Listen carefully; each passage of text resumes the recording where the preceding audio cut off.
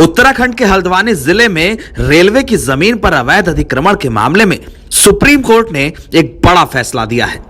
Supreme court ने फिलहाल Nainital high court के उस फैसले पर रोक लगा दी है जिसमें यह कहा गया था कि 7 दिन के भीतर हल्द्वानी में रेलवे की जमीन पर से अतिक्रमण हटाया जाए। रेलवे की जिस जमीन पर से अतिक्रमण हटाने की बात कही गई थी, उस जमीन पर 50,000 लोग रहते हैं।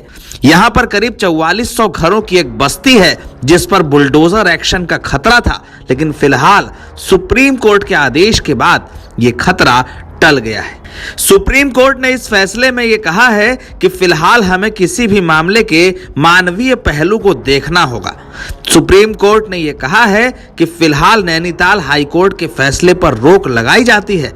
कोर्ट ने यह भी कहा है कि हम इस फैसले पर अभी सरकार और रेलवे के जवाब का इंतजार करेंगे।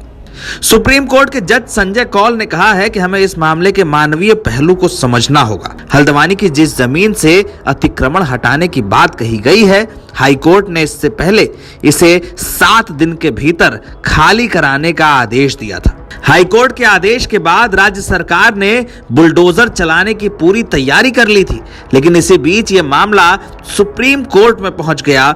गुरुवार को कोर्ट में सुनवाई हुई, जिसके बाद हाई कोर्ट के आदेश पर अगली सुनवाई तक के लिए रोक लगा दी गई। वहीं दूसरी ओर सुप्रीम कोर्ट में सुनवाई से पहले हल्द्वानी की गफूर बस्ती में सैकड़ों लोगों ने एक साथ नमाज पढ़ी, दुआ मांगी कि उनका घर बच जाए। लोगों ने यह कहा कि जिस घर को सरकार बुलडोजर के तले रौंदना चाहती है वो उनका आशियाना है।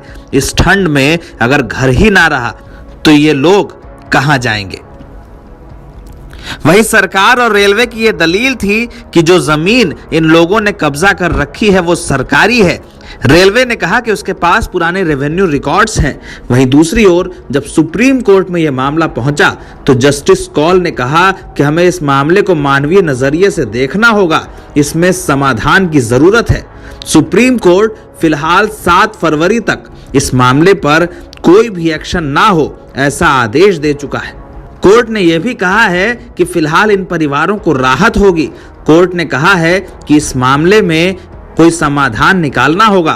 पुनर्वास की व्यवस्थाओं पर भी सरकार से जवाब मांगे गए हैं, लेकिन यह बात साफ है कि फिलहाल इन बस्तियों पर बुलडोजर नहीं चलेगा।